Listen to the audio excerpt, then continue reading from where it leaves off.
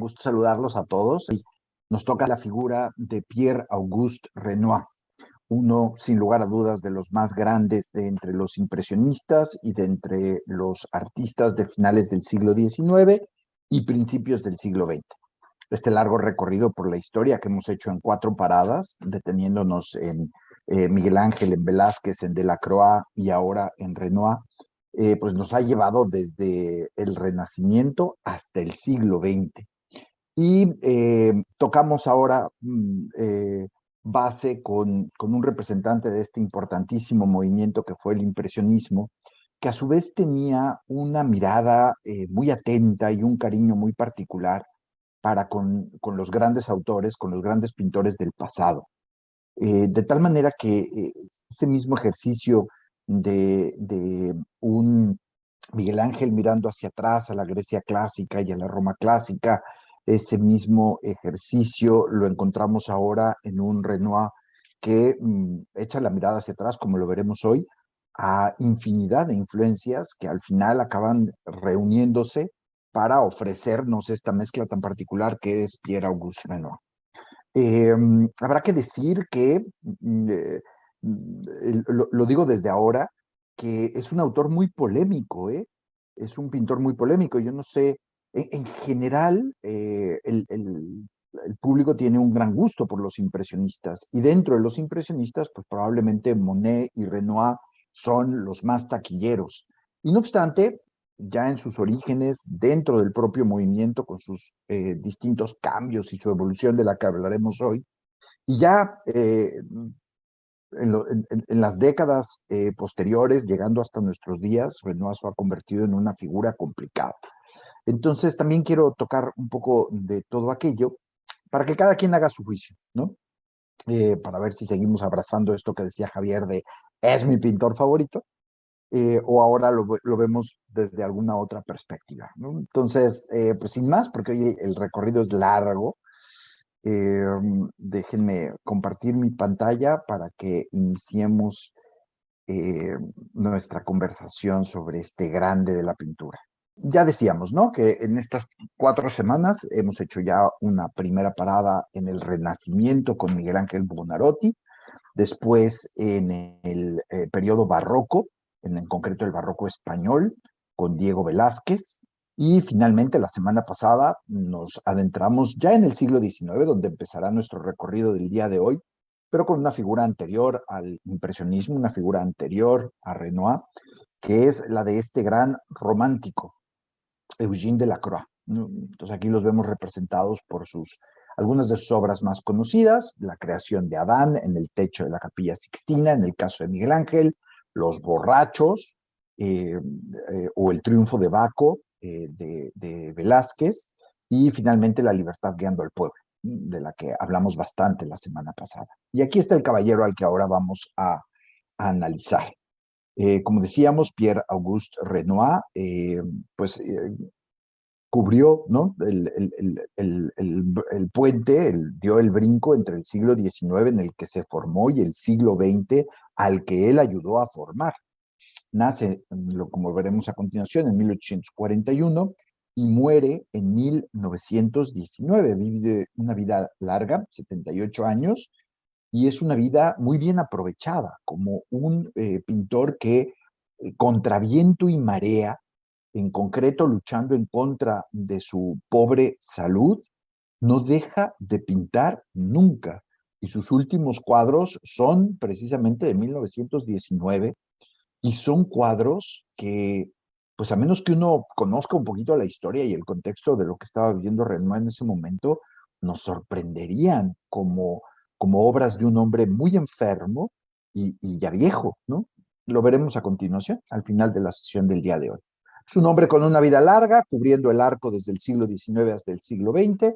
Del siglo XIX aprende de sus antepasados inmediatos, y después empieza a desarrollar un lenguaje que primero comparte con sus amigos los impresionistas, y después se va convirtiendo en un lenguaje cada vez más original y propio, personalísimo.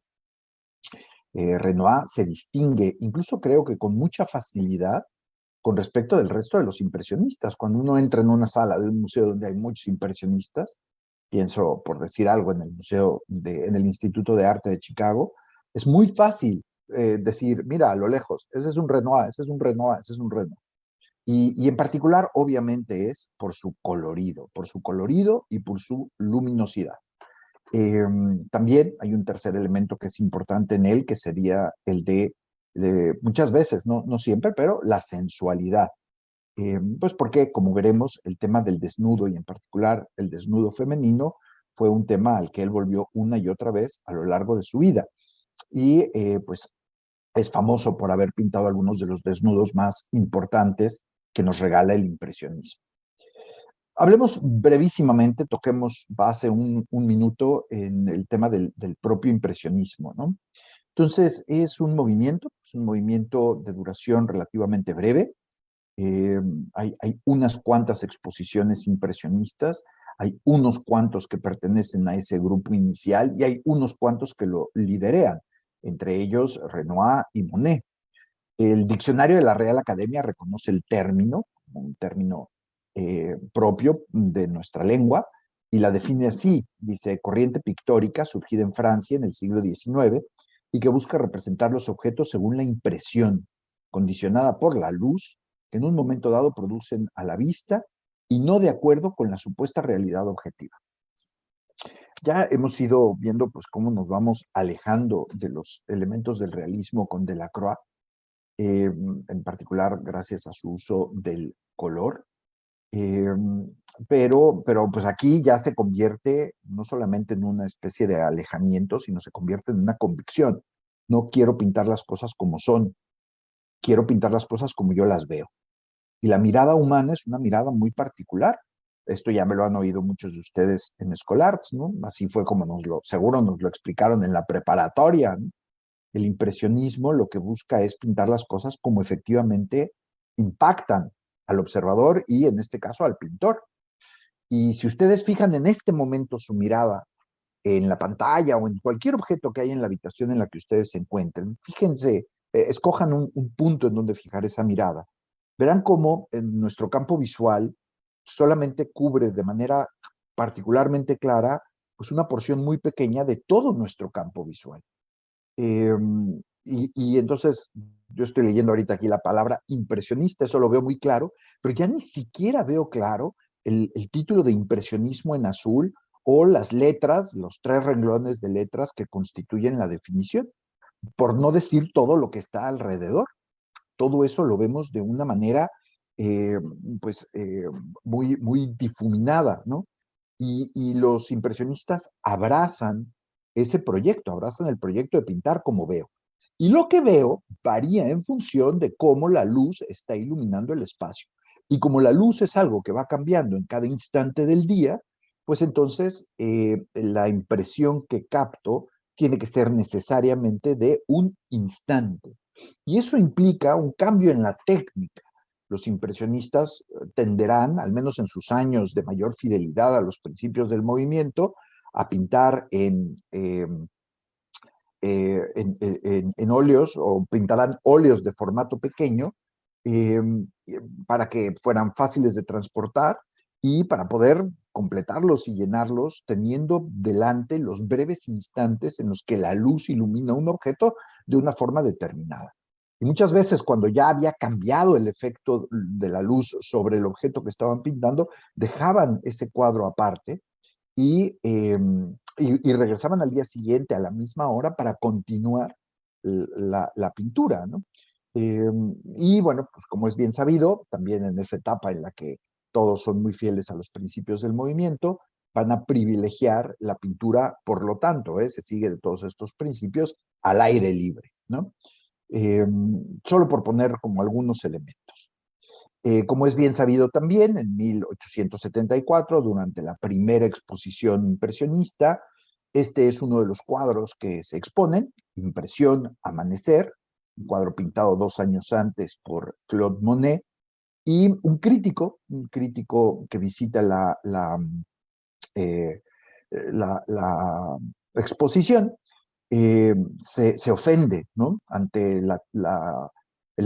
digamos, como las tesis fundamentales del impresionismo y dice que es muy correcto el título que le pone aquí Monet, pero lo está diciendo de forma despectiva. Este señor, en lugar de darme un amanecer, que es lo que corresponde a un pintor, me da su impresión de un amanecer. Y esa impresión es, por lo tanto, y por definición, inacabada, y por lo tanto, imperfecta, y por lo tanto, rechazable, ¿no? Su juicio era negativo. Y entonces habla de todos los que formaban parte de esa exposición como impresionistas. Y no obstante, el nombre se queda, como tantas veces sucede, y además, con el paso del tiempo, se va volviendo un título positivo. Insisto, hoy solemos hablar de los impresionistas con admiración. Aquí está la imagen del autor de Impresión Amanecer, que es, como decíamos, otro de los titanes del impresionismo, que es Claude Monet. Bueno, nuestro pintor, este impresionista del que vamos a hablar, Pierre-Auguste Renoir, nace un 25 de febrero de 1841 en Limoges, en Francia, y va a vivir ahí los primeros años de su infancia. Es el sexto hijo de un matrimonio eh, constituido por Leonard Renoir y por Marguerite Marlet. Su papá es sastre y su mamá es costurera. Y eso es interesante porque, como vamos a ver un poquito más adelante, pues su primera experiencia con el trabajo es una experiencia que raya en lo artesanal. Y veremos que después sus primeros trabajos efectivamente son en talleres, ¿no? En donde va a estar pintando porcelana o después va a estar pintando abanicos y persianas. Entonces, él tiene una primera experiencia del trabajo artístico que raya en eso, en la artesanía, ¿no? Y con el paso del tiempo va haciéndose de una formación muy robusta que ya lo va adentrando en la tradición de las bellas artes, ¿no? Pero al final del día también él siempre va a apreciar y agradecer el origen sencillo que tiene, porque dice que eso lo ayudó a ver las cosas como son. Él decía que si hubiera nacido en una familia rica, hubiera tardado muchos años en aprender a ver las cosas como realmente son, porque las familias ricas les enseñan a sus hijos a ver las cosas no como son, sino desde un aparato teórico que muchas veces enfatiza o el cómo deben de ser, ¿no? O el cómo son para nosotros, ¿no? Y entonces, pues Monet, teniendo este origen, eh, que ya veremos más adelante, que también tiene otras repercusiones interesantes en su estilo, pues desde el principio, ¿no? Abraza esta idea de yo pinto las cosas como son. En un como son, no haciendo referencia a lo objetivo, sino a como lo son a mis ojos, ¿no? Eh, Bien, ahora, para entender a Renoir, mi recomendación sería tratar de dividir su vida y su obra en tres etapas, ¿no? La primera etapa, que es a la que voy a hacer referencia a continuación, es su etapa de formación. Es la etapa en la que, como vamos a ver, se expone a infinidad de antecedentes y de oportunidades formativas como artista, tanto en el contexto de una academia de bellas artes como de un taller afamado. La segunda etapa es ya un momento en donde todo aquello pues deviene en su abrazar las tesis del impresionismo y dominarlas, y es el momento en donde nos regala algunos de sus cuadros impresionistas más famosos y más bellos. Pero el tercer momento es un momento de gran crisis. Se da en la década de los 80, en torno a 1883, y es el momento en donde de alguna manera Renoir se separa del impresionismo. Hay quien le llama esa tercera etapa en la vida de Renoir, su etapa inspirada en Ingres. ¿Se acuerdan? La semana pasada habíamos hablado de Ingres como el gran competidor de Delacroix, ¿no? Y un heredero del neoclasicismo de Jacques-Louis David. Eh, y hay también quien le llama esa tercera etapa, con motivos importantes, ya los explicaremos, la etapa del impresionismo clásico, ¿no? O clasicista. Y ya veremos a qué se refieren con todo esto. Pero el punto es que tres etapas. Y empezamos con la primera, que son sus años de formación. En 1844, la familia se traslada de Limoges a París. Sus papás están buscando mejores oportunidades de empleo, mayores ingresos, y llegan a vivir a una casa que está a unos cuantos metros del Palacio del Louvre, que ya desde 1793 era museo. Y esto, Renoir cuenta cómo estos patios eran los patios donde él jugaba de niño. Era el lugar donde se reunía con sus amigos a jugar, ¿no? Y entonces, pues la vida es bonito porque la vida de Renoir, pues desde muy, muy temprana edad, se empieza a desarrollar bajo la sombra del Louvre y con ello, pues de los grandes pintores de la historia cuyas obras estaban ya albergadas en este hermoso palacio. En 1848 ingresa a una escuela de lasallistas y va a permanecer ahí poquitos años. Eh, Estudia formalmente hasta 1854. En 1854 las necesidades familiares exigen que abandone la escuela y que se dedique a trabajar. Estamos hablando de pues un adolescente de 13 años, ¿no? Entonces, y eso también nos ayuda a entender pues, el contexto económico del que venía Renoir y muchas de sus necesidades vitales, ¿no? Y ya espero después ligar esto con algunos elementos de su estilo, como ya lo había anunciado. Bueno, entonces decíamos que en 1854 lo mandan a trabajar y empieza a trabajar en un estudio, en el estudio de los hermanos Levy, que son productores de porcelanas y lo que él hace es empezar a pintar porcelanas. Es esta etapa donde tiene sus primeras experiencias en el universo de lo artesanal. Y es de esta etapa de donde datan pues, sus primeras pinturas. Eh, Ahí, en ese taller, es donde por primera vez pinta al óleo. Y llama la atención, tanto por su trabajo en la porcelana como por lo rápido que avanza en la técnica del óleo, llama la atención de sus compañeros el que Renoir pues tenga tanta facilidad, eh, al grado de que en muy poquito tiempo ya le están encomendando las tareas que ordinariamente le encomendaban a los integrantes más experimentados del taller. Entonces, tenemos a un adolescente que empieza a destacar en el universo, en este caso, de la pintura de la porcelana. En 1858 lo encontramos trabajando con su hermano Henri, que tenía un negocio de venta de abanicos decorados, pintados, y esos son los abanicos que va a pintar Renoir, y también pintaba escudos de armas, ¿no? Se dedicaba a temas de heráldica, pues ya habiendo evidenciado que tenía gran habilidad para la pintura, pues Auguste empieza, decía, a trabajar con el hermano. Y de ahí lo vemos brincar a un tercer taller en 1859, donde va a pintar persianas. Y eran persianas que se decoraban y la finalidad de aquello era enviarlas a tierras de misión. Con ellos se decoraban o se cubrían las ventanas de las capillas. Y la idea era que cuando se cerraban las persianas, pues entonces la luz iluminaba de afuera hacia adentro lo que estaba pintado en la persiana. Y entonces era una especie como de pues decoración muy humilde, ¿no? Haciendo referencia a los bellísimos cristales de las catedrales europeas. Bueno, pues esta era una versión muy humilde y él era muy bueno para pintar esas persianas, ¿no? Eh, intento, ¿no? De suplir los vitrales. Bueno, ahora, en 1861 su relación con el Louvre cambia.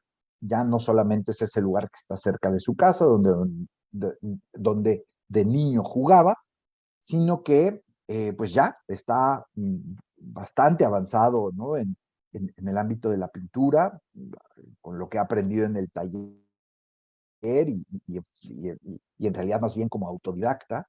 Y entonces pide autorización por primera vez en el Louvre para poder entrar a las salas del Louvre a copiar a los grandes maestros. Y es bonito porque en los archivos del Louvre se conservan los formatos que los pintores, incluido Renoir, llenaban solicitando permiso para poder ir regularmente a alguna de las salas del museo a copiar un cuadro. Y entonces decíamos, ¿no? 1861, a los 20 años de edad, lo encontramos entrando a las salas del Louvre a observar cuidadosamente y copiar a los grandes maestros. Y ahorita ya veremos quiénes son los que más lo impresionaron. Un año después, en 1862, entra en la Escuela de Bellas Artes. Es aceptado en la Escuela de Bellas Artes. Ya explicábamos, ¿no? Con Delacroix que en aquel entonces, si uno quería ser un pintor famoso, pues su objetivo fundamental era poder entrar en la Escuela de Bellas Artes, cursar los cursos correspondientes, graduarse, habiendo recibido una formación de carácter académica o academicista, muchas veces muy cercana al neoclasicismo o al realismo, y después uno producía cuadros que presentaba a concurso en el Salón de París de cada año, todo esto ya lo habíamos platicado con Delacroix, y pues esperaba que le aceptasen sus cuadros para exhibirlos en el salón, sabiendo que así era como un pintor se daba a conocer ante la alta sociedad parisina.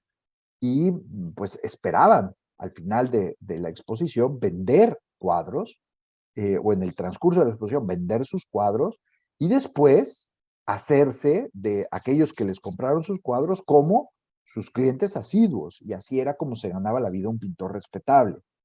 Y Renoir comienza a caminar por ese camino, ¿no?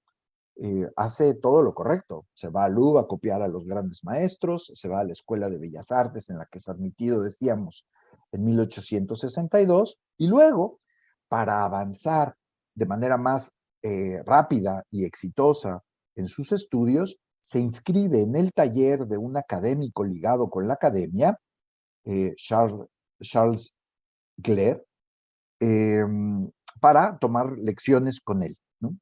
Y ese va a ser un tercer espacio de formación importante en su vida, en esta primera etapa de su desarrollo como artista. Habíamos dicho, copia a los grandes maestros en el Louvre, asiste a clases en la Escuela de Bellas Artes, donde tiene magníficos resultados, y se inscribe en el taller de Gleyre. Gleyre era un pintor neoclásico, que si bien pues formaba a sus alumnos en los principios del neoclasicismo, también les daba mucha libertad para que ellos experimentaran con técnicas novedosas que les parecían particularmente importantes.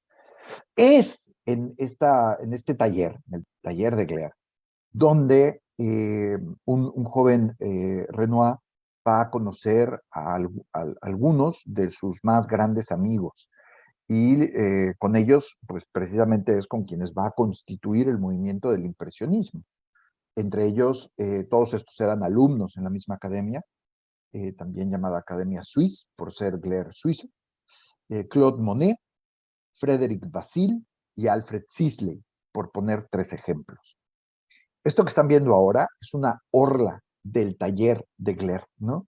Él le pedía a los alumnos que se pintasen los unos a los otros para poder tener a todos sus alumnos de una determinada generación en un solo cuadro y poder ver quién era quién.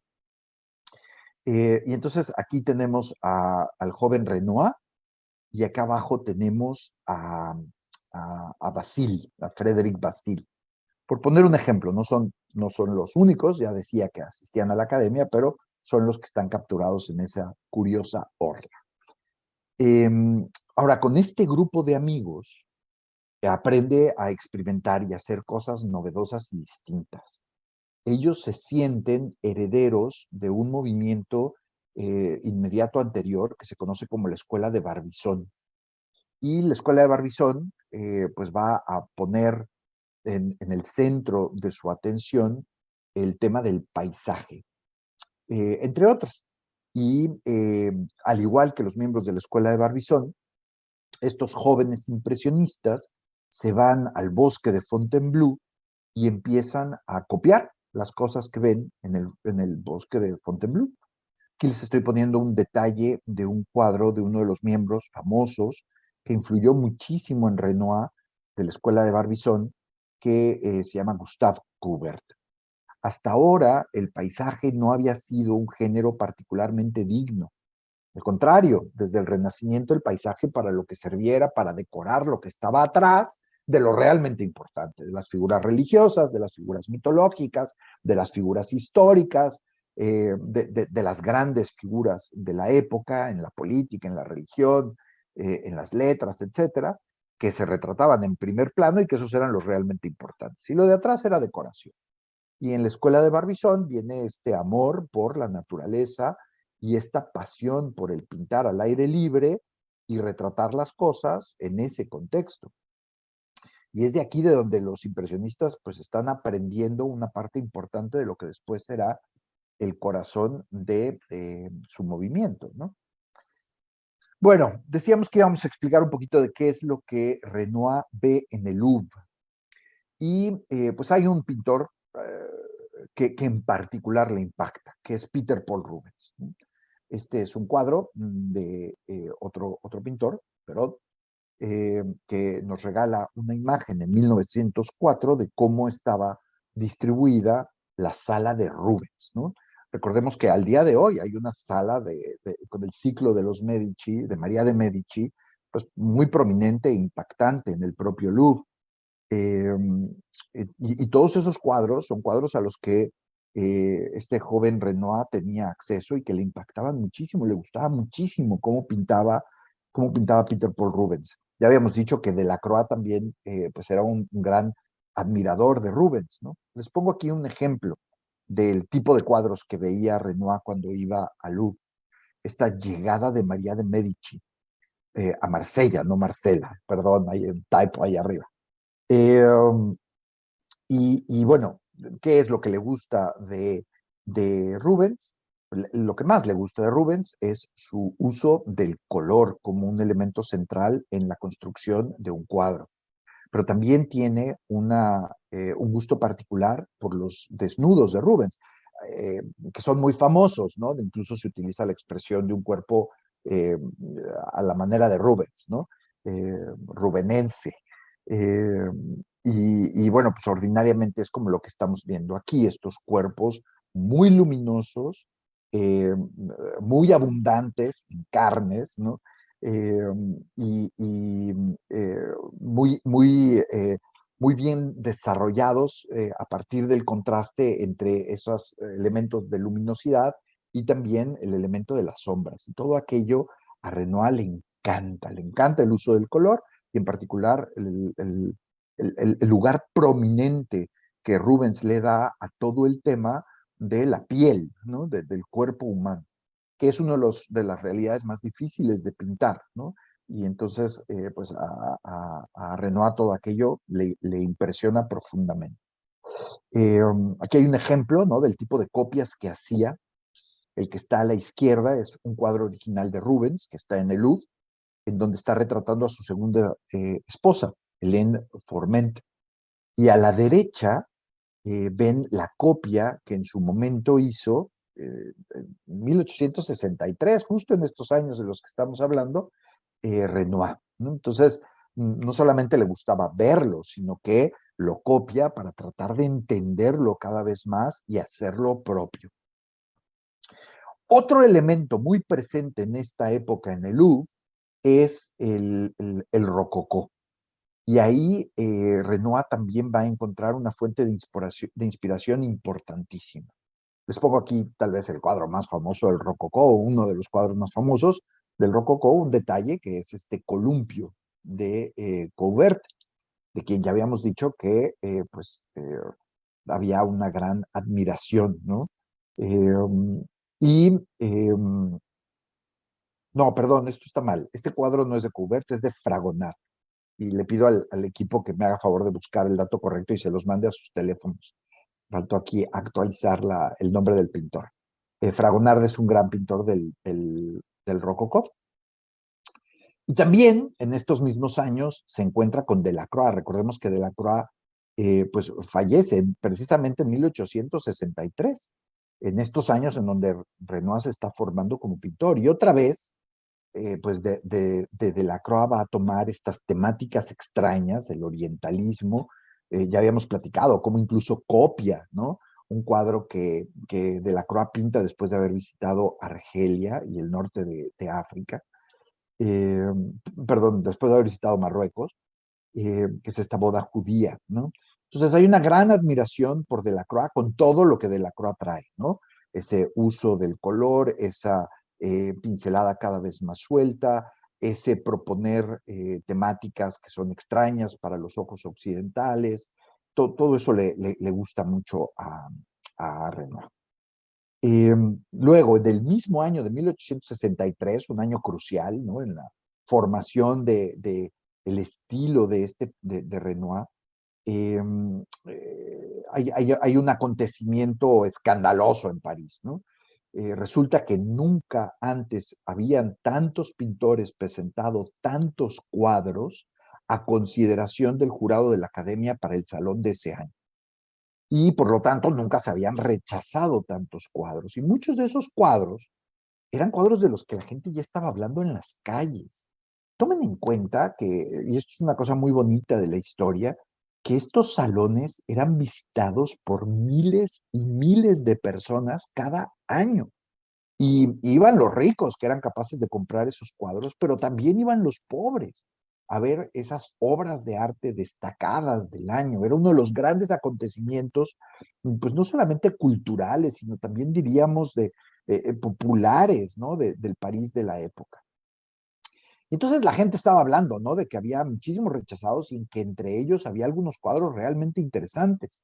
Y entonces está la presión en contra del jurado de la Academia y eventualmente del emperador, de Napoleón III, que de plano se abre un salón alternativo al que se le llama el Salón de los Rechazados. Y entre los cuadros de los rechazados, Renoir irá a ver, este es el mismo año que Monet llega a París, por ejemplo, y también va corriendo al salón, llega a tiempo para ir al salón y de los rechazados y toparse con este almuerzo sobre la hierba de Edouard Manet. Ya lo hemos comentado muchas veces aquí en Escolars, en particular en la sesión que hemos dado ya varias veces sobre el Museo de Orsay. Solamente decir, ¿no? Que es un cuadro que causó un escándalo tremendo, porque presenta un desnudo fuera de un contexto justificado para el desnudo. Los contextos justificados para el desnudo eran las temáticas principalmente mitológicas, en ocasiones religiosas y también históricas. Y aquí no hay ningún motivo que dignifique el desnudo, que lo justifique, y por lo tanto, pues es motivo de escándalo. Es una escena de la vida cotidiana del París de los años 60 del siglo XIX, en donde pues un grupo de jóvenes están departiendo y una de ellas se ha quitado la ropa y está ahí desnuda, conversando con ellos en una composición que resultaba muy chocante al gusto de la época, entre otras cosas, porque cumplía con los cánones de lo académico, ¿no? Entonces, ese es lo que está pasando en París y aquello con lo que se está confrontando Renoir en sus años de primera formación, ¿no? Entonces, en sus visitas al Louvre, pues sus encuentros con Rubens, con todos los grandes pintores del Rococó, después las experiencias de ir a pintar al aire libre con sus compañeros de la Academia Suisse en el bosque de Fontainebleau, las obras de Eugène Delacroix y con todo el escándalo que ello conllevaba, los escándalos provocados por un Manet que está llevando la pintura hacia el futuro, trayendo los temas del presente a los grandes formatos y al salón, ¿no? En este caso de rechazados, pero bueno, pues es el cuadro más famoso de ese año, ¿no? En fin, todo eso métanlo en la licuadora y lo que va a resultar es Renoir, ¿no? Vamos a añadir una referencia más de carácter histórico-político. La semana pasada les desplegué esta tablita, ¿no? Para tratar de entender cuáles eran los años en los que había vivido Delacroix. Delacroix muere, decíamos, en 1863, en tiempos del Segundo Imperio, con Napoleón III. En el caso de Renoir, encontramos que él llega pues, mucho después que Delacroix. Naciendo en 1841, está naciendo todavía en tiempos de la monarquía bajo la Casa de Orleans, con Louis Philippe. Pero pues, sabemos que todo aquello, cuando él tiene apenas 7 años, 3 años después de haber llegado a vivir a París, colapsa, ¿no? Y eso da origen en 1848 a la Segunda República, que se torna en el Segundo Imperio. Ese es el universo en el que se va a mover la primera parte de la vida de Renoir. Y a partir de 1870, en el contexto de la Guerra Franco-Prusiana, le toca vivir, y ya el resto de su vida así será, bajo la Tercera República. La Tercera República, sobre todo en los primeros 20 años, es un periodo muy convulso, porque había partidarios que querían regresar a cierto modelo de monarquía constitucional y había otros que querían que Francia fuera eso, una república. Y entonces, pues hay discusiones y pleitos y procesos y crisis constantes, ¿no? Y no obstante, Renoir lo que va a absorber de todo este periodo es el lado más positivo de todo aquello. Recordemos que en tiempos de Napoleón III, cuando Renoir era niño y vivía su primera juventud, uno de los sueños de Napoleón III es hacer de París una ciudad particularmente hermosa. Y entonces se alía con este arquitecto, Georges Eugène Haussmann, y le pide a Haussmann que destruya el centro gótico de París, el antiguo centro medieval, aquel al que había llegado a vivir Renoir con su familia, y construya un París moderno lleno de hermosos bulevares que estarían a su vez llenos de restaurantes y de palacios en los que iba a vivir la burguesía de la segunda mitad del siglo XIX, que se había venido formando gracias a la progresiva industrialización de Francia. Y le debemos a Napoleón III y a Haussmann la belleza de lo que hoy es París, porque al día de hoy, cuando vamos a París, pues esto es lo que queremos ver. Y es en esos cafés y en esos restaurantes donde nos queremos sentar, ¿no? A comer y a tomar algo. Y entonces a Renoir le toca vivir todo aquello. Siempre va a tener una gran nostalgia por el mundo que se fue, pero entiende que está en un mundo de gran transformación. Y pensemos que a pesar de toda esa convulsión y dificultades políticas que experimenta Francia durante la vida de Renoir, Francia a su vez se pone de pie después de la guerra franco-prusiana y para 1879 se presenta a sí mismo como el futuro de la humanidad en esta feria universal donde la Torre Eiffel era un ejemplo de la capacidad creativa y tecnológica que tenían los franceses. Digo todo esto porque a los impresionistas se les suele criticar de que su pintura, los temas que escogen, pues son temas idílicos y superficiales, que nada tienen que ver con los dramas de su época.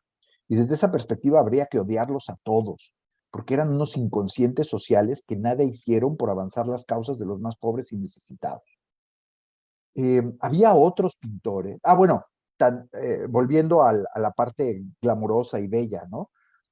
Tanta era la sensación de progreso y embellecimiento y enriquecimiento de Francia que incluso se le da un nombre a ese periodo histórico y se le llama la Belle Époque, ¿no? La época hermosa. Y ese es el universo en donde se desarrolla el impresionismo, con todas estas deficiencias o críticas que se les hacen ante su insensibilidad con respecto a lo que estaba sufriendo pues, la gente más humilde en ese mundo que se estaba colapsando para construir un universo hecho para la burguesía. Entonces, la Belle Époque se define así, ¿no? Periodo anterior a la Primera Guerra Mundial, caracterizado por el progreso socioeconómico y cultural y consecuentemente del ocio. Ese es el mundo que Renoir va a querer pintar. Él le da la espalda a lo que Manet está haciendo. Es un cuadro muy bonito de Manet, el viejo músico que está en la National Gallery of Art en Washington. Vengan, vamos a verlo en octubre en persona, porque Manet sí tenía una sensibilidad social más despierta y entonces le preocupan todos esos pobres que están siendo desplazados del centro de París, que ahora se va a convertir en el lugar donde viven los ricos, y los pinta a esos pobres, ¿no? Los impresionistas no hacen nada por el estilo. Y ante la crítica de que, pues, por lo tanto, su temática y su pintura es superficial y que debe de ser rechazada, Renoir contesta esto. Para mí, un cuadro debe ser algo amable, alegre y hermoso. Sí, hermoso. Ya hay demasiadas cosas desagradables en la vida como para que nos inventemos más. Entonces, metámosle a este universo de influencias la convicción de que lo que el pintor tiene que hacer, a la manera de lo que hacían los pintores del rococó, es crear cosas bellas, que decoren, que hagan agradable el espacio en el que uno se encuentra. Eso significa escoger un pedazo de la realidad, porque no toda la realidad es así. Y es ahí donde Renoir va a posar su mirada, ¿no? Esta mirada que aquí vemos reflejada en este hermoso retrato que le pintan al final de su vida, en 1919. Bueno, perdón por esta larga introducción, pero sirve para entender muy bien o entender más de los impresionismos y de la mezcla de influencias que nos llevan a tener a un pintor tan extraordinario como lo es Pierre-Auguste Renoir. Decíamos, ¿no? Que Renoir era un joven que venía de una familia humilde y él no tenía dinero para poder montarse a sí mismo un taller. Y por eso ese encuentro en la Academia Suisse con otros impresionistas le va a resultar particularmente afortunado. En particular, Frédéric Bazille le va a ofrecer, como le ofrece también a Claude Monet, el que trabajen juntos en el estudio que él ha montado. Esto es una cosa muy bonita de los impresionistas. Entre ellos eran amigos y se querían y se cuidaban de manera extraordinaria y en distintos momentos de su vida. Cuando contamos la vida de Monet, contamos algunos ejemplos de aquello. Pero bueno, aquí tienen un cuadro bonito que está en el Museo de Orsay de ese taller. Este es el primer taller, bueno, no propio, era de Bazille, pero distinto al de su maestro, donde Renoir y Monet, junto con Bazille, pueden trabajar juntos. Este que está aquí arriba, este desnudo que está aquí arriba, se sabe por referencias documentales que fue pintado por Renoir, pero desapareció. Al principio, sobre todo de su carrera, cuando los cuadros que él presentaba al salón eran rechazados, muchas veces lo que hacía Renoir con ellos era destruirlos, ¿no? Bueno, probablemente haya sido o destruido o repintado. Probablemente está detrás de otro cuadro que pintó Renoir posteriormente, siendo que este no tuvo el éxito que él esperaba. Pero imaginémonos, ¿no? A estos jóvenes que montan su taller para poder ahí pintar juntos. Entonces vamos a ver qué pinta Renoir en esta primera etapa, ¿no? Esto es de las primeras cosas que nos empieza a regalar. Yo les pregunto si se parece a los cuadros de Renoir que ustedes tienen en la cabeza. Y la respuesta es que probablemente no. Tal vez el atrevido uso del color morado nos ayude ya a entrever la presencia del Renoir que habrá de venir. Pero ciertamente aquí todavía su pincelada pues, es muy distinta a la que habrá de desarrollar y que se parece más a la pincelada académica, ¿no? Pues porque él está mostrando aquí que está en sus años de formación. Estamos en 1865. O sea, tiene 24 años de edad y lleva 3 años estudiando, ¿no? Por cierto, a lo largo de toda su vida, él va a tener distintas modelos y musas que lo van a inspirar y a las que va a pintar una y otra y otra y otra vez. Esta es la primera de ellas, Liszt Treot.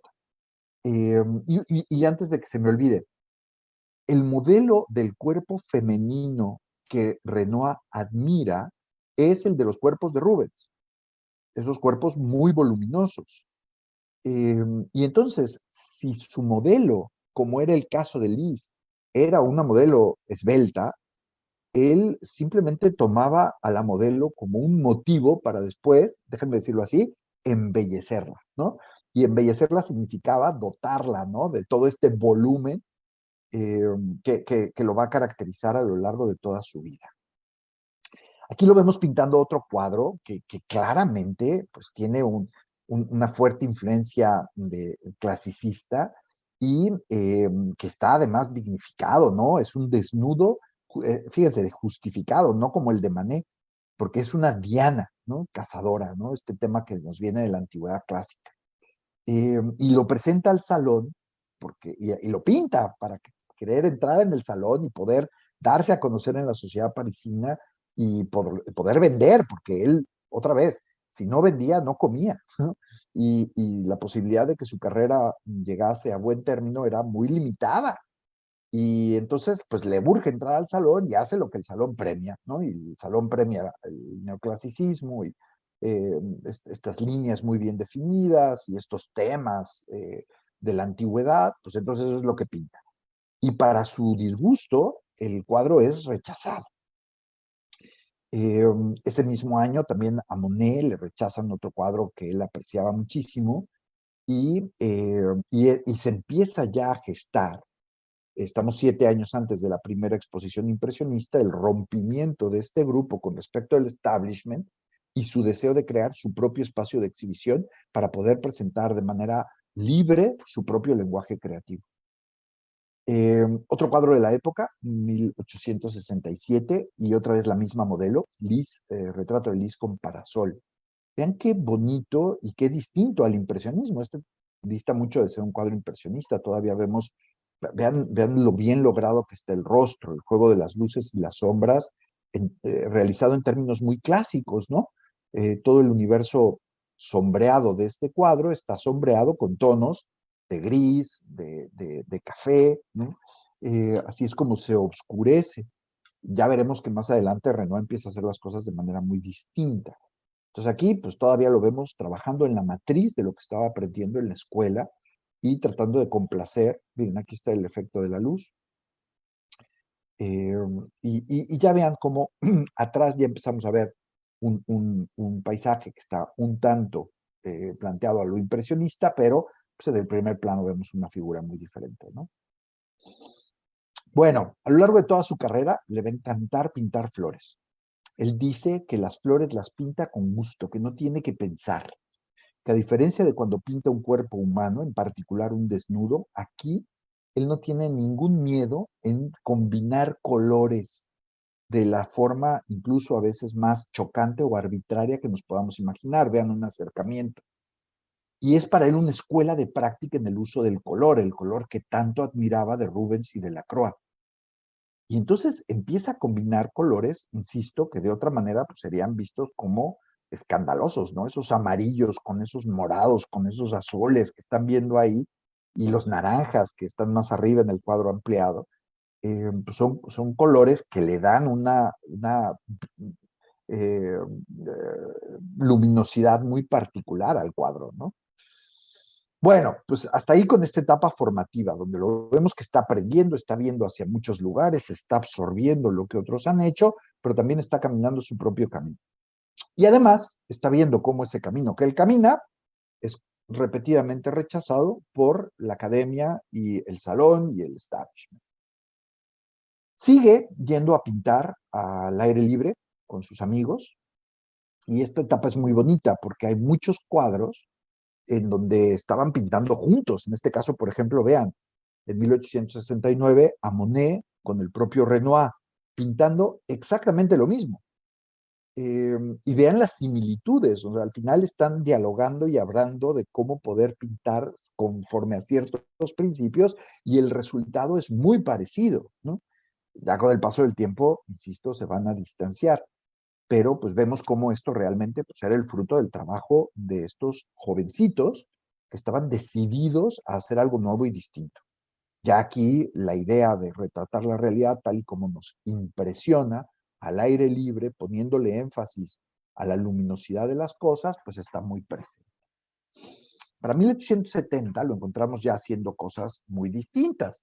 Piensen qué diferente es esta odalisca, de la que ya habíamos hablado la semana pasada, a la Diana Cazadora que habíamos visto hace un par de láminas, ¿no? Tanto en la temática como en el uso del color. Y para sorpresa de Renoir, este cuadro sí fue aceptado en el salón. Y además fue muy celebrado, ¿no? Y entonces, pues para él es una especie de espaldarazo. Si hago lo que a ellos les gusta, si hago lo que todo el mundo hace, no me aceptan. Y en cambio, si exploro estos otros usos del color, si exploro estas otras temáticas, pues soy aceptado y celebrado, ¿no? Y entonces, pues aquello va dirigiendo las cosas hacia lo que habrá de ver. Llega 1870 y con ello la guerra franco-prusiana. Es muy interesante ver lo que fue de cada uno de los impresionistas durante la Guerra Franco-Prusiana. Hubo quienes, como Basile y Renoir, tuvieron que ir a pelear al frente. Bueno, hubo quienes, como Basile, que tuvieron que ir a pelear al frente. Hubo otros, como Renoir, que tuvieron que enlistarse en el ejército, mas no vieron acción en el campo de batalla. Otros, a la manera de Monet, salieron huyendo y se fueron a vivir a Inglaterra, varios, entre ellos Pizarro. Este fin de semana estuve en el Museo de Arte de Houston, de Bellas Artes de Houston, y había ahí un lienzo de Pizarro que, que, que es uno de los cuadros que él tuvo que dejar abandonados en su taller en París cuando salió corriendo para salvar la vida cuando estaban reclutando a los jóvenes para que pelearan en la guerra franco-prusiana. Y cuentan que cuando regresó a París se topó con que esos lienzos, esas telas, las habían utilizado como delantales en un rastro, ¿no? Y ese cuadro que tiene en el Museo de Arte de Houston eh, fue usado así y fue rescatado por Pizarro, ¿no? En fin, cuento esta historia solo para que vean que pues a todos ellos les tocó vivir aventuras muy importantes, ¿no? En el caso de Renoir, decíamos que él se enlista, pero por su frágil estado de salud, siempre tuvo muy mala salud, y por otro lado también por su habilidad con la pintura, nunca fue mandado al campo de batalla. Al contrario, estaba bajo la autoridad de este capitán, que ahora aparece arriba a su izquierda, Bernier de apellido, y más bien se dedicó a darle clases de pintura a la hija de Bernier y a pintar a toda la familia de los Bernier, incluido el capitán Edouard Bernier, ¿no? Hasta que finalmente, por su endeble salud, es dispensado de seguir sirviendo en el ejército y regresa a la vida civil. Estos son los años en que conoce a Paul Durand. Ya hemos platicado en Escolars de Paul Durand, se le suele llamar el hombre que inventó el impresionismo, porque este fue un muy ágil comerciante de obras de arte que supo comprarle a los impresionistas cuadros, muchas veces se los compraba a plazos y entonces eso les representaba un ingreso repetido a lo largo del tiempo y después sabía colocarlos muy bien con esos burgueses que estaban ocupando los palacetes de Haussmann y que querían pues pinturas modernas para sus palacios modernos, y así empezó a crear el mercado de los impresionistas, un mercado que tomó mucho tiempo en tomar vuelo. Y también fue el que llevó el impresionismo a los Estados Unidos, donde los impresionistas tuvieron un éxito notorio desde el primer momento, y entre otras cosas, por eso hay tantos cuadros de impresionistas en los Estados Unidos, comprados desde la época en la que los propios pintores del movimiento estaban vivos, ¿no? Entonces, para Renoir esto es prometedor, toparse con alguien que le paga sus obras a plazos, que le empieza a dar ya un ingreso regular, pues le ayuda muchísimo. Y también eso le da libertad para ya abandonar completamente los estilos propios de sus contemporáneos y poder adentrarse en el camino del impresionismo con mayor libertad. Este es el primer cuadro que le compra a Durand, El Puente de las Artes, que es un cuadro muy bonito, ¿no? Porque no sé ustedes qué opinan, no es un cuadro todavía particularmente impresionista, parecería que sigue habiendo como un dibujo bastante eh, estructurado, y no obstante, pues ya hay muchos de los elementos que nos interesan, ¿no? De entrada, esto que hoy vemos como una escena del pasado de París, en el año de la creación de este cuadro, eh, era algo modernísimo, ¿no? Y entonces aquí está reflejando precisamente la vida de esa sociedad eh, pujante, de esta vida burguesa que tiene tiempo para el ocio y que se adentra en el universo de la belleza. Y quiero mostrarles aquí un detalle de las figuras que vemos aquí atrás, porque esto es muy interesante, ¿eh? Renoir nunca va a restarle importancia a la figura humana. Si ustedes comparan cuadros similares de Monet, donde está pintando a la distancia a mucha gente, ordinariamente las personas son dos o tres pinceladitas que no tienen ninguna forma específica, y que a la distancia se alcanzan a ver como seres humanos. Pero en el caso de Renoir hay detalle, a pesar de que está utilizando ya esta pincelada muy ágil, no deja de haber detalle y vemos pues cómo este caballero de aquí tiene un sombrero que a su vez tiene aquí una cinta de un color distinto, vemos su rostro, vemos la sombra sobre el rostro, a pesar de que es una figura pequeñísima, ¿eh? Y todo esto logrado con unas cuantas pinceladas.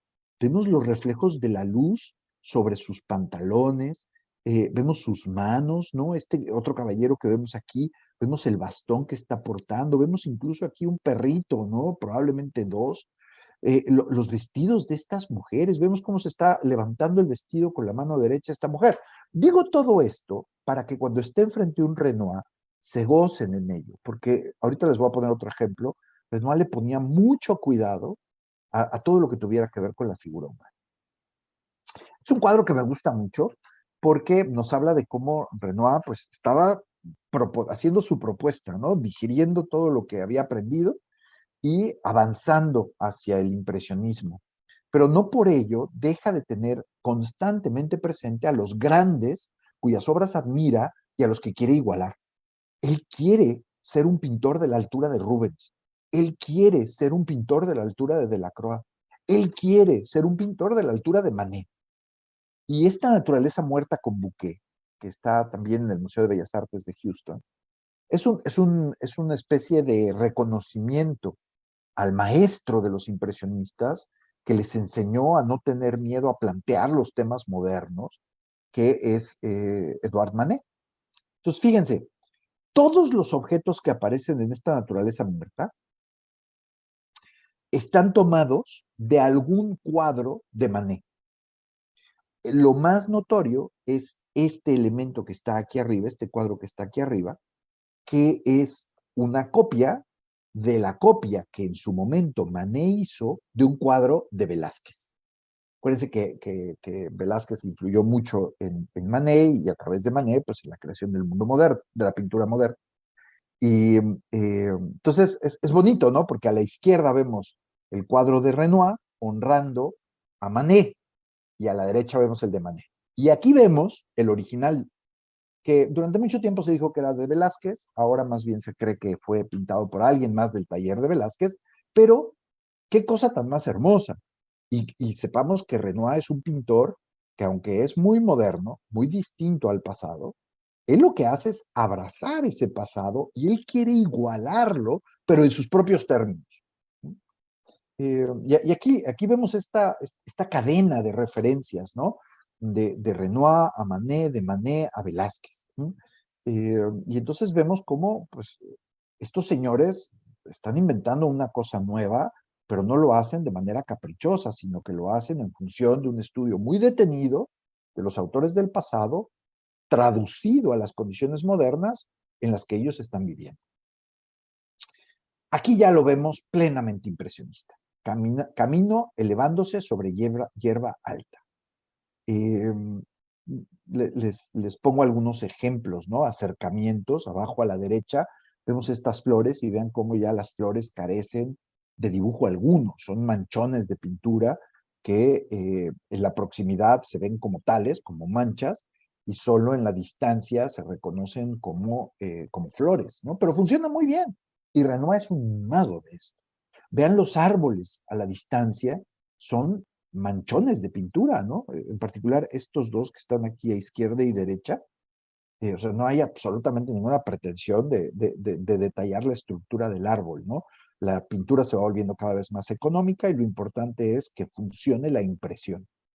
Y vean otra vez, ¿no? Esto es bonito porque aplica los mismos principios para retratar estas dos figuras y no obstante incluye un montón de detalles interesantes, ¿no? Pensemos en este niño que va al frente, vean los puñitos blancos de esta especie de blusón, lo mismo que el cuello blanco de esta especie de blusón o vestido azul, y después vean el sombrero amarillo con esta cinta negra, o sea, hay mucho detalle, a pesar de que la pincelada es netamente impresionista, ¿no? Una pincelada, insisto, ágil y económica, donde la pintura ya no se está mezclando en la paleta y no se aplican capas de pintura, sino donde la pintura se vierte directamente sobre el lienzo, y es en el lienzo donde se hacen las combinaciones, siempre pensando en cómo lo va a ver a la distancia el observador. Llegamos a 1874, ya están hartos de que no les aceptan sus cuadros en el salón, y por lo tanto deciden montar su propia exposición. Esta es la primera de ellas, a la que ya hicimos referencia.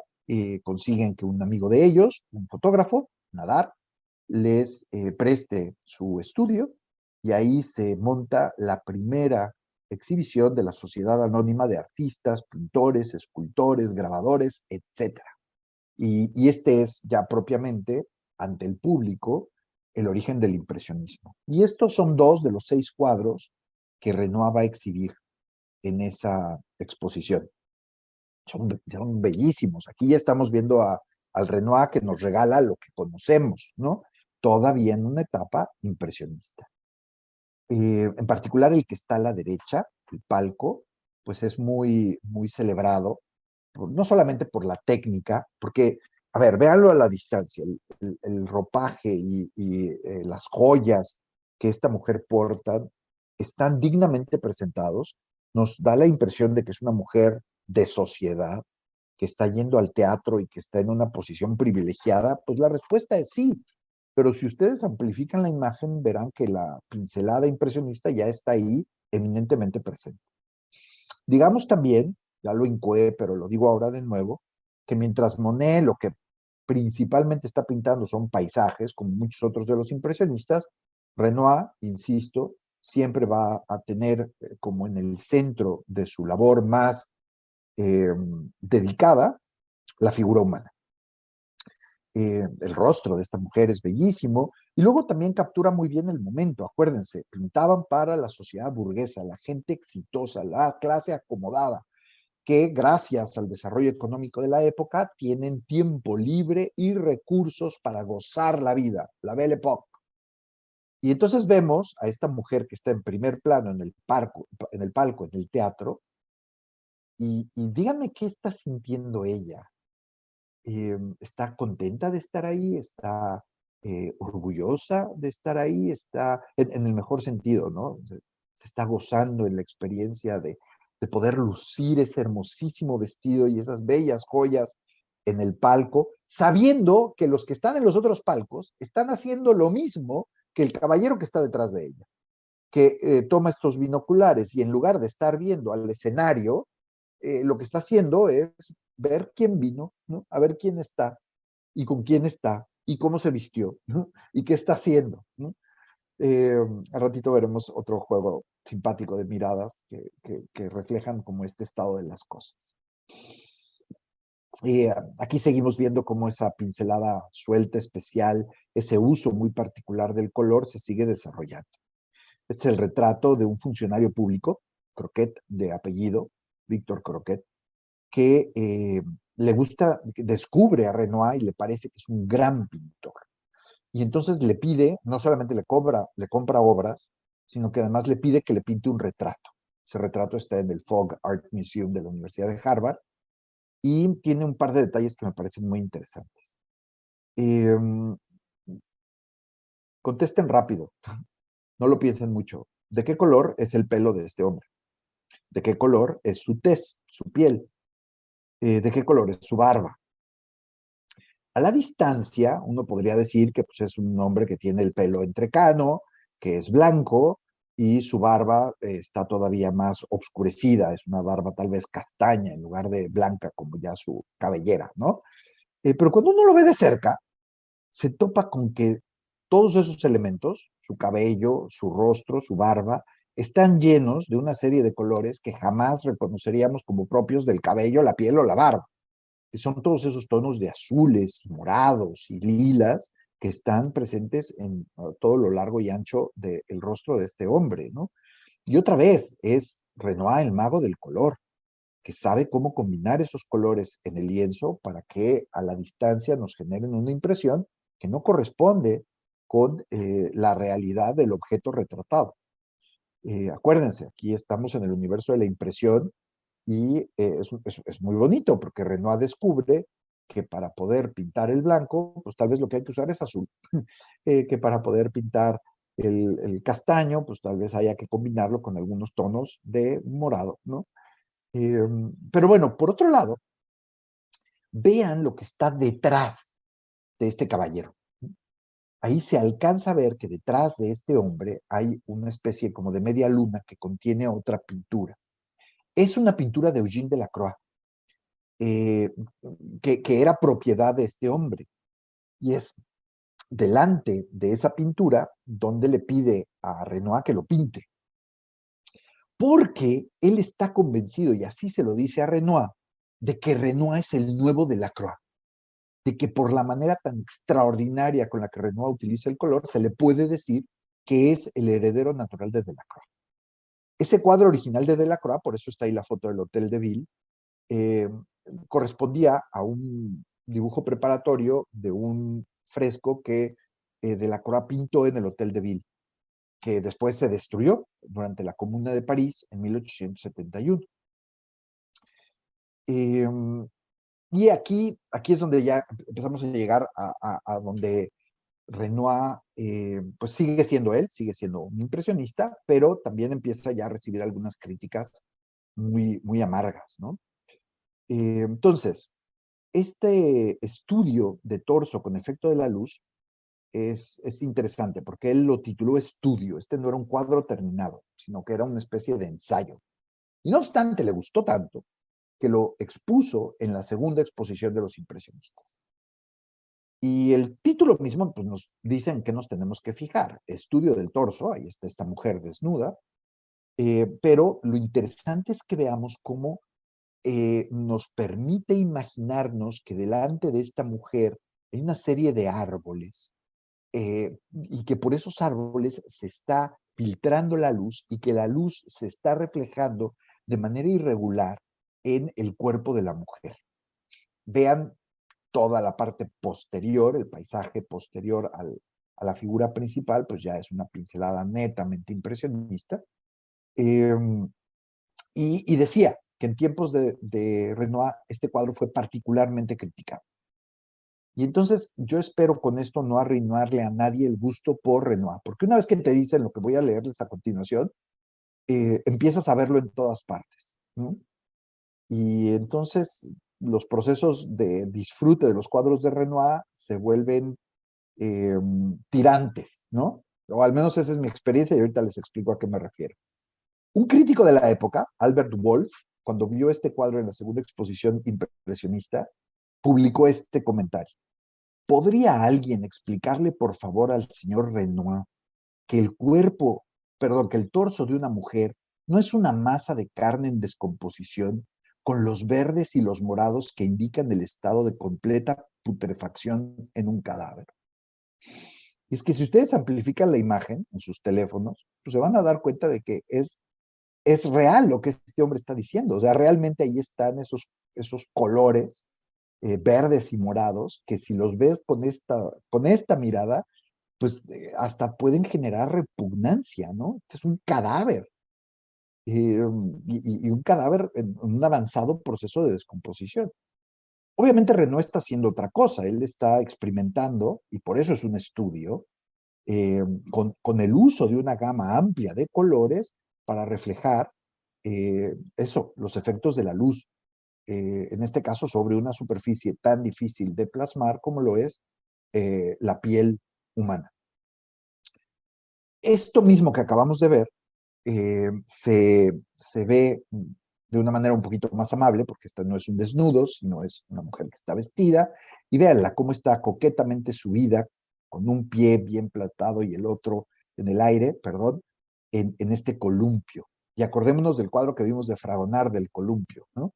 Así como Fragonard le pintaba estos cuadros estéticamente muy amables a la aristocracia de la época del barroco, pues aquí Renoir está haciendo lo propio con los ricos de la época de la burguesía del siglo XIX. Vean otra vez el juego de luces y sombras. Vean a la distancia, yo no sé si se fijaron, porque es la típica cosa, al menos para mí, que si no te dicen, no la ves de entrada. Pero vean la espalda de este hombre, por ejemplo, mm, vean lo mal pintada que está, por el amor de Dios, en el sentido de que es un reflejo pues muy imperfecto de lo que sería la tela en la que realmente está hecha esa chaqueta. Y, y no obstante funciona, porque lo que él que está queriendo hacer es otra vez reflejarnos estos rayos de luz que entran de manera arbitraria eh, por el follaje de un árbol que no vemos y que se proyecta sobre estas figuras que están aquí departiendo en el contexto de un parque. Vean cómo no hay dibujo alguno, no hay contorno. No, él no dibujó nada y luego rellenó aquello de manera contenida en un contorno bien trazado, sino que simplemente añadió manchas de color, algunas de las cuales son prácticamente translúcidas. Vean cómo estos efectos de azules que están a los lados en el vestido de ella realmente hacen referencia a un azul que estaría en la parte posterior, como si estuviésemos viendo a través de ella, ¿no? Todo eso, insisto, de cerca pues es sospechoso, pero a lo lejos funciona perfecto. Y eso es lo que quiere hacer Renoir. Y ahí está su genio. Y luego vean el juego de los tres personajes que están en el primer plano. Vemos otro grupo en la parte posterior, conviviendo, divirtiéndose. Una vez más, la Belle Époque. Y decía, ¿no? En el primer plano, vean como este hombre muy probablemente está, pues, conversando con ella. Ella está viendo hacia la izquierda. Ustedes díganme, coquetamente. Eh, y luego tenemos a este caballero que nos ve directamente a nosotros y que es una especie de mal tercio ahí y que genera una sensación, ya que vuelves a ver la imagen completa, de cierta extrañeza, ¿no? De qué consiste este grupo, qué están haciendo. Y una cosa que es un regalo maravilloso es el rostro de sorpresa de esta pequeña niña que está abajo a la izquierda. No sé si lo habían visto en un primer momento. Yo la primera vez que vi este cuadro tardé en darme cuenta de la belleza del rostro de esta niña. E insisto, de cerca la podemos criticar, ¿no? Ahí están otra vez los tonos mortecinos, eh, pero de lejos funciona de manera extraordinaria y ver la belleza de esos ojos de un azul muy, muy, muy profundo. Bueno, llegamos a uno de sus grandes clásicos, ¿no? El baile en el Moulin de la Galette. Sobra decir que todos estos personajes que estamos viendo eran sus modelos y sus amigos. Esta no es gente pues que le sea extraña, al contrario, es la gente con la que él convive, con la que él trabaja, a la que él quiere, ¿no? Y bueno, pues para este momento él ya vive en Montmartre y al lado de su casa está este lugar en donde la sociedad de esa zona se reúne para poder gozar de la vida, ¿no? Y entonces nos regala este espléndido baile. Y una vez más, busquen y fíjense en los efectos de la luz que se está proyectando de manera arbitraria sobre los cuerpos y los rostros de todos estos personajes. Imagínense el sonido que acompañaría este cuadro. Es un cuadro que nos habla de una sociedad alegre, boyante, ¿no? Eh, y que está verdaderamente disfrutando el momento. Hay algunos personajes que están un poquito mejor caracterizados y hay otros elementos, vean este vestido, vean estas botellas, los vasos, los que tienen esta pincelada francamente ágil del impresionismo, son meras impresiones del objeto. Algunos de los sujetos nos miran a nosotros, como lo son estos dos, esta mujer, este niño que está aquí atrás, ¿no? Y bueno, pues todo eso genera una sensación muy particular. El pintor nos está compartiendo el gozo de esta época, tal y como él lo descubre. Esta es la época en donde se hace de nuevos agentes y de nuevos mecenas. Llega un momento en donde sus cuadros ya se venden de forma exclusiva, él deja de exhibir, y esto va a causar mucha polémica con los impresionistas, deja de exhibir en las exposiciones de los impresionistas para poder vender solo y vender más. También porque había algunos impresionistas menos conocidos o menos apreciados, y entonces para él era mala fama, como también sucedió con Monet, exhibir con ellos, ¿no? Y entonces es en ese contexto en el que conoce a la familia Charpentier y George Charpentier va a ser uno de sus grandes promotores y le pide que le pinte, y este es otro cuadro muy famoso, estoy seguro que muchos de ustedes lo han visto, muy bonito, está en el Metropolitan Museum of Art de Nueva York, le pide que pinte a su esposa y a sus hijas. Y el cuadro es una delicia, ¿no? Otra vez, esta es la etapa plenamente impresionista de Renoir. Vean, por ejemplo, aquí el fondo, todas estas figuras que están solamente evocadas, ¿no? Estas flores, este grabado que está en la pared. Sí nos regala el rostro de la mamá, pues más terminado, y lo que es una belleza, como suele ser en todas las pinturas que hace Renoir de niños, son los rostros de estas dos niñitas, ¿no? Y el detalle tan hermoso, vean el fondo, ¿no? Tan difícil de leer en la cercanía y tan lógico en la distancia.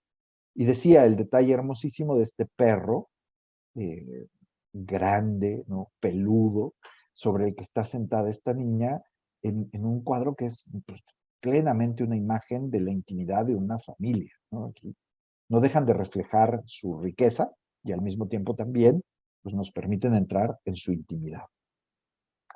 Este es un cuadro muy celebrado de Renoir. También está en la National Gallery of Art. Los invito a que vengan con nosotros en octubre a que lo veamos en persona. Eh, que se llama La cosecha de mejillones. Y primero vamos a verlo a la distancia. Véanlo a la distancia, ¿no? ¿Qué ven? ¿No? Pues vemos aquí a una serie de trabajadores que vienen portando unas canastas que están llenas de mejillones y se están acercando a un poblado. Hay un par de casas en el primer plano, que hay un grupo de personas lejano, prácticamente solo evocadas, como vamos a ver en un momento, y después aquí pues se nos da a entender que ya está la parte más extensa del pueblo, empezando por una iglesia, ¿no? Todo ello en un contexto bellísimo, campo, ¿no? Y una senda que va inclinada, ¿no? Que va llevando hacia el poblado. Ahora vamos a acercarnos a ver las figuras, ¿no? Y empezamos con la que nos es más cercana y luego nos vamos a la más distante. Y aquí los invito a que centren su mirada en este trabajador que viene cargando los mejillones y que cuenten la cantidad de colores que están ahí plasmados, ¿no? Sobrepuestos unos sobre otros, ¿no? Eh, es una cosa bellísima y a la distancia funciona perfecto, ¿no? Vean cómo incluso hay partes del cuadro que no pinta, utiliza la base del cuadro y esa es la senda por la que van caminando los trabajadores. Veamos al que sigue. Perdón, sí. Es que la que sigue es esta, están mal acomodadas. Que a pesar de que son unas cuantas pinceladas, díganme si tiene detalle o no, empezando por esa especie como de visera en blanco tan hermosa que resalta con respecto del resto de la figura, ¿no? Pero pues es una cosa bellísima, se ve hasta las sombras, ¿no? En la parte posterior de su cuerpo y la parte iluminada al frente, una cosa muy especial. Y luego la más distante, perdón, otra vez, aquí está la más distante, que ciertamente ya es la más, pues digamos, básica en su factura, y no obstante vuelve a mostrarnos todos esos entresijos de pinceladas y ese uso abundante del color que a la distancia funciona de manera maravillosa. Eh, Aquí está otra vez a la distancia, ¿no? Vean las tres figuras y qué contraste, ¿no? Al verlas de cerca, es una cosa muy bonita. Y luego vean la parte de atrás, ¿no? La parte de estos árboles, este tronco de aquí, insisto, a la distancia funciona, pero en la cercanía nos permite ver pues, el genio de este que está abrazando en plenitud una técnica distinta. Llegamos a 1880, la década de los 80, que es, ya habíamos anunciado, pues el momento donde pasa de su etapa exitosa en el impresionismo a un momento de crisis y a algo nuevo. Y es una etapa pues, que trae muchas novedades a su vida. De entrada, se hace de una nueva modelo, Aline Chargot, que lo va a acompañar ya el resto de su vida. De hecho, ella se va a casar con él en 1885, si no mal recuerdo. Eh, Ay, a ver si ahorita sale el dato, porque no recuerdo si es en 1885 que nace su primer hijo, Sí, efectivamente. Pierre, cuando ellos todavía no están casados, y se casan hasta 10 años después, en 1895. Pero bueno, primero ella es su modelo decía, ella va a empezar a aparecer en todas partes. Eh, y eso nos remite a este, que todavía es un cuadro dentro del periodo impresionista, eh, es un cuadro famosísimo, estoy seguro de que todos lo han visto, y que se pinta en lo que hoy sigue siendo un restaurante. Se cerró durante décadas, en los años 90 del siglo pasado, con una fuerte inversión de norteamericanos que aprecian particularmente al impresionismo, fue reabierto como restaurante e incluso fue decorado pues a la manera de, los pongo todo esto para que me digan si en su cabeza ya aparece el cuadro que vamos a presentar a continuación, el almuerzo de los remeros, ¿no? Pero que sepan que es un lugar real que hoy es restaurante y museo, dedicado al tema precisamente de los impresionistas. ¿Qué es este? Aquí seguimos en el universo del impresionismo. Y a Aline ya la vemos aquí en primer plano, ¿no? ¿Ya la vieron? Esta mujer que está aquí pasándosela súper bien, jugando con este perrito, es la que se convertirá pues en su musa y eventualmente en su esposa y en la madre de sus hijos, cosa que es muy bonita. La escena pertenece a este contexto de la Belle Époque. Era uno de los pasatiempos favoritos de la burguesía, el salir a remar en el Sena. Y había paraderos a lo largo del camino, todavía a la distancia razonable de París, en donde esos remeros se podían detener para poder beber algo o comer algo y luego continuar su camino o regresar ya a la ciudad. Y eso es lo que estamos viendo aquí. Estos que están aquí es una combinación de los dueños del restaurante, los hijos del dueño del restaurante, y el grupo de amigos de Renoir a los que les fascinaba remar. Insisto, es un cuadro que nos recuerda el de esta otra composición de El baile, eh, y que además tiene una serie de detalles interesantísimos. Digo, de entrada, vean, ¿no? Ahí está a la distancia el referente al río y a los botes que eran efectivamente utilizados para poder llegar a este lugar. Vean también pues, la pincelada tan particular. Aquí está el detalle de la mujer de la que él se va a enamorar perdidamente y pues es un detalle, es una imagen muy tierna, ¿no? Vean lo bonito del tocado en el sombrero y después pues también eso, el pelaje abundante del perro, su ojo izquierdo brillante, en fin, es un cuadro muy lindo. Pero luego vean este juego tan particular de interacción entre los sujetos. Yo les pregunto, estos que están aquí, ¿se le están pasando bien? ¿Qué están haciendo? ¿Están conversando, digamos, comprometidamente? ¿Están metidos en la conversación o cada quien está en su mundo? Vean qué interesante es trazar líneas para ver quién está viendo a quién. Este caballero, y todos se conocen por nombre y apellido, insisto, son sus amigos y eran los hijos del dueño del restaurante. Este caballero está mirando a esta mujer, pero esta mujer está mirando a este otro caballero que a su vez está viendo a esta mujer. Eh, Aquí vemos un grupo distinto de interacción de miradas, en donde él la mira a ella lo mira a él está viendo a Aline y Aline está viendo al perro. Y después vemos a la distancia a este caballero que está viendo al que está fumándose un cigarro allá al fondo, y después él está viendo a este otro joven que está al frente. Y finalmente tenemos a este remero, presentado de manera heroica, casi el primer plano, está viendo al grupo que está a la lejanía, donde hay dos hombres que están viendo a una mujer que se está tapando los oídos y que tiene la mirada perdida y parece que no quiere confrontar a nadie. Y entonces vuelvo a lo mismo, o sea, ¿qué tipo de interacción está habiendo aquí? Porque al final del día, los únicos que están conviviendo armoniosamente y que se están poniendo atención el uno al otro son estos, ¿no? Y eso, pues, hombre, no tiene ningún sentido más allá del simplemente ver cómo a través de ese juego de miradas evasivas, pues nos genera una sensación de movimiento y complejidad que le da muchísima vida y belleza al cuadro. En 1881 y 82 viaja a Argelia y viaja a Italia. Y en Italia visita infinidad de ciudades, incluidas Florencia, Nápoles, Padua y Venecia. y el viaje a Italia lo va a marcar para siempre. Este es un cuadro que pinta del Palacio Ducal, que es bellísimo. Los invito a que amplifiquen la imagen y se fijen sobre todo en el reflejo de las barcas y de los edificios sobre el agua. Es un efecto muy propio de los impresionistas. Monet probablemente es el más genial en eso, y esa es la esencia de sus lirios, ¿no? Eh, pero, eh, pero bueno, pues aquí Renoir también lo hace de forma fantástica. Y decíamos, ¿no? Que llegamos a este momento complicado que se inaugura con su viaje a Italia, porque él va a Italia y ve las grandes obras de los grandes pintores del Renacimiento, y en particular le impacta Rafael. Acuérdense que en el Renacimiento italiano hay dos grandes escuelas. Los fiorentinos, que lo que se esmeran es cuidar la composición y el dibujo para que aquello sea perfecto y primoroso. Y los venecianos, que lo que quieren es que aquello sea una fiesta de color. Originalmente él se había identificado más con un Tiziano en el Louvre.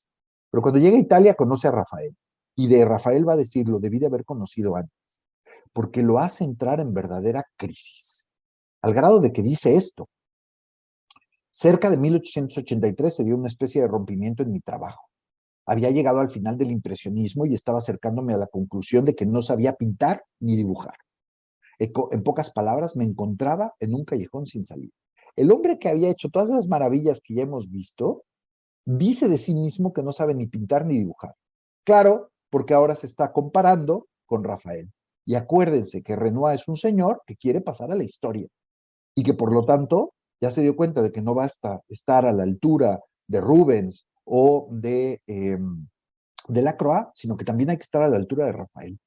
Y para ello tiene que abandonar las tesis del impresionismo y volver a, el, a los, a los contornos bien delineados y al dibujo esmerado de las figuras.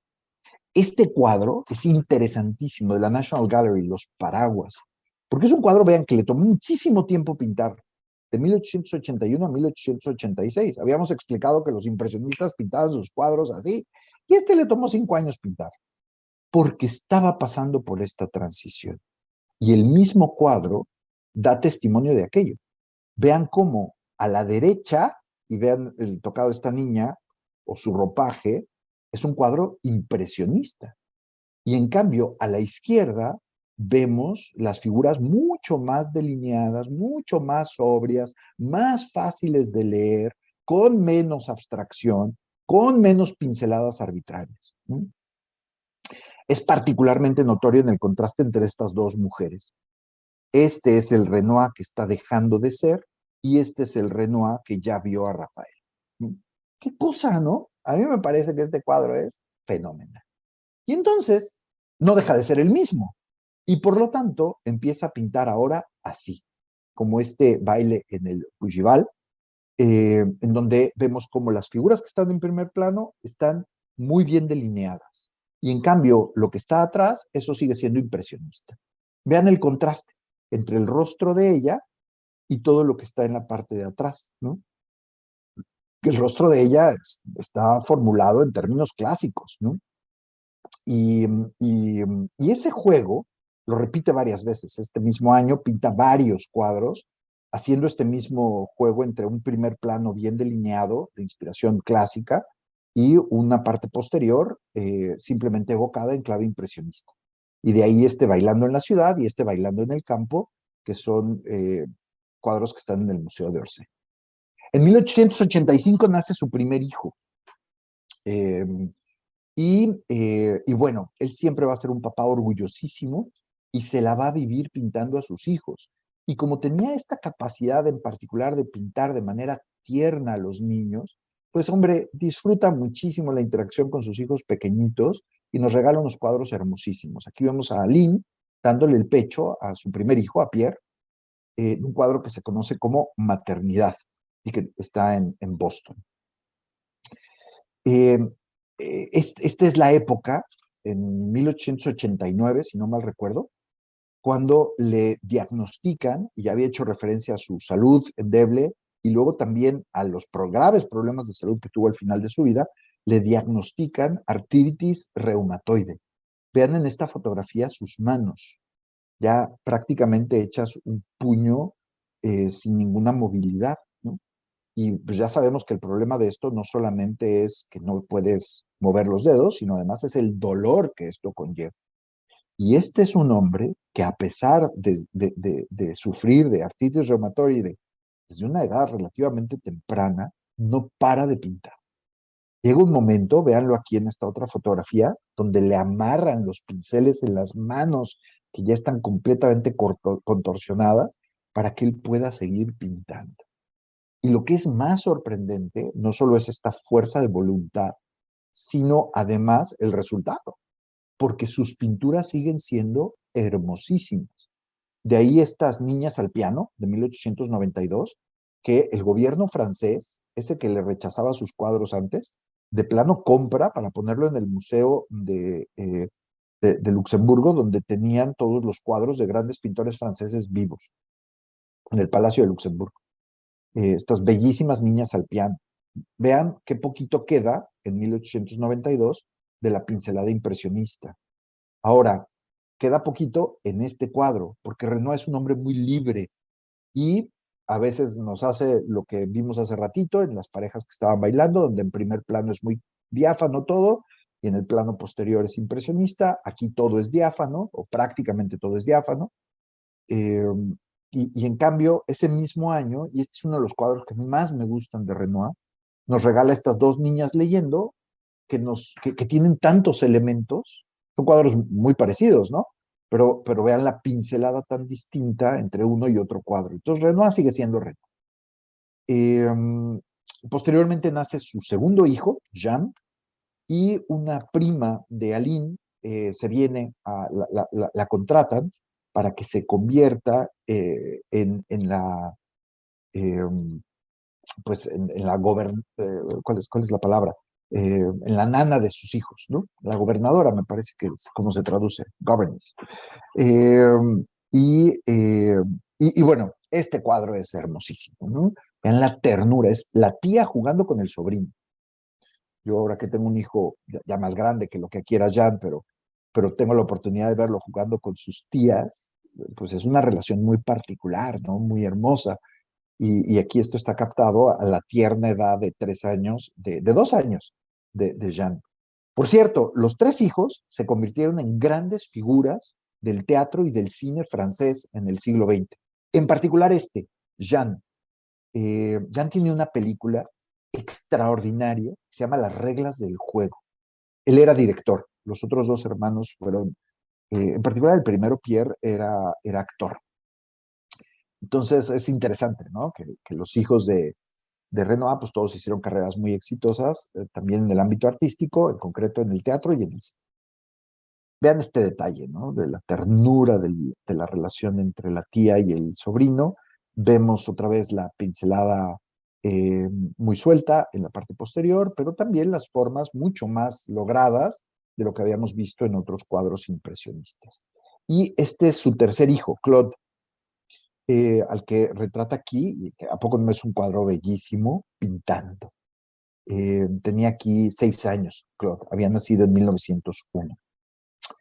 Estamos ya llegando ya al final de su vida. En 1903 su salud ya es muy mala y pues necesita un clima más amable y entonces se van a vivir al sur de Francia, muy cerquita de Mónaco, y ahí compra esta propiedad, Les Colettes. Y no solamente la compra, sino que ahí la pinta, ¿no? Vean a la izquierda muy hermoso, otra vez en una clave muy impresionista cuadro, retratando Le Colettes. Y pues aquí va a ser donde va a morir su esposa, en 1915. Aquí va a ser donde él va a ver partir a sus 3 hijos a la Primera Guerra Mundial. Van a resultar los 3 heridos, más no muertos. Ya dijimos que tuvieron carreras profesionales muy exitosas. Y es también aquí donde lo vamos a encontrar a él desarrollando la última de las grandes pasiones de su vida, que fue retomar el tema de los desnudos femeninos, con este cuadro de las bañistas. Y este es el tipo de cuadros que decía yo que hoy son muy polémicos, porque se tiende a ver a Renoir, o hay una tendencia entre un grupo de personas a ver a Renoir como alguien que objetiviza a la mujer. Quienes nos acompañaron ayer en la sesión de Diana Ibarra, pues recordarán todas estas discusiones, ¿no? donde se le presenta a la mujer siempre como un objeto de deseo del varón. Hay una mirada de varón siempre presupuesta para enfrentar el desnudo femenino. Y, y son desnudos que están llenos de escenas que más bien a lo que reflejan es pues esa como superficialidad, ¿no? De la que él es tan criticado. Entonces, hoy Renoir es poco querido por muchos, que lo ven como un enemigo de la causa de la mujer. Es interesante que hay otros que quieren reivindicar a Renoir y entonces montan exhibiciones como esta. En el 2019 al 2020, en el Kimball Museum, aquí en Dallas, se montó una exposición que después se presentó en otro museo que se llama el Clark, que se llamó así, Renoir, The Body, The Senses. Y es un análisis extraordinario de todo el tema del desnudo en toda la carrera de Renoir. Eh, y bueno, pues hay mil y un maneras de reivindicarlo, tal vez en otra ocasión podríamos hablar de ello. Yo solamente quisiera que recordáramos dónde empezó Renoir, que es admirando estos desnudos de Rubens. Y el propio Renoir dice, me acusan de ser moderno, cuando yo soy el más tradicional de los pintores, porque todo lo que hago, lo hago teniendo a los grandes del pasado en mente, ¿no? Se cuenta que en este mismo año, este es el año de su muerte, este cuadro lo pintó en el año de su muerte, con las manos como las vieron, ¿no? Y con 78 años encima. Díganme si parece el cuadro pintado por un hombre ya mayor, pues no, no es el caso, ¿no? Decía que ese mismo año Henri Matisse va a visitar a Monet en su casa, ve los desnudos que ha estado pintando y después va a decir esto. El tiempo no guarda historia más noble, más heroica o un logro más extraordinario que el de Renoir. Y piensen, ¿no? En ese Renoir nacido en una familia pobre que tuvo que dejar la escuela para poder trabajar, para ayudar a mantener a su familia y que después, a fuerza de estudio y de trabajo y de compromiso y de una pasión que ni siquiera se detuvo cuando las manos dejan de funcionarle y el dolor lo está corroyendo día tras día, deja de pintar, ¿no? Y sigue haciendo lo que ama, convencido. Esta es otra frase muy famosa de Renoir, el dolor pasa, la belleza permanece para siempre. Y bueno, pues ya finalmente fallece el maestro el 3 de diciembre de 1919. Pide que lo entierren en el mismo cementerio en la región de Champagne, donde estaba enterrada ya su mujer, que había fallecido 4 años antes. Esta es su tumba, donde también están enterrados dos de sus hijos. Y, eh, y bueno, pues qué les digo, ¿no? Quisiera terminar con una rápida referencia al Renoir que yo tengo más cerca, ¿no? Porque aquí en San Antonio, en el McNay Museum, hay estos dos cuadros de Renoir que abarcan dos momentos muy diferentes. El plenamente impresionista en 1882, en un periodo en donde viaja por las costas del norte de Francia con Monet, y que, pues, insisto, es un cuadro plenamente impresionista. Vean, es un cuadro pequeñito, de 20 centímetros por 32 centímetros. Y luego el que está a la derecha, estos limones con taza de té, ya de 1912, 7 años antes de su muerte. Y de verdad, los dos son cuadros muy pequeñitos, pero aquí en el Magnate tienes la ventaja de que les puedes prácticamente poner la nariz enfrente y gozar de todo ese entramado de color extraordinario que es Renoir. Y de ahí que sea pues uno de los grandes maestros de la pintura. Hasta luego, buenas noches.